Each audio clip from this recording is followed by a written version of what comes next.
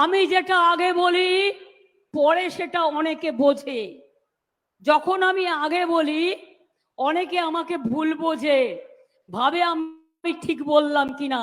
বলেছিলাম মাছের মাথাটা হচ্ছে ক্যাপ আর লেজাটা হচ্ছে এনআরসি আর মধ্যেখানে পেটটা হচ্ছে ইউনিফর্ম সিভিল কোড। কালকে ম্যানিফেস্টো রেখেছে কি রাখেনি? মনে রাখবেন, দেশ তো বেঁচে দিচ্ছে। আগামী দিন তপশিলি বন্ধুরা জেনে রাখুন, আপনার আইডেন্টিটি থাকবে কিনা এই আইন পাশ হলে, বিজেপি যদি ক্ষমতায় আসে, থাকবে না।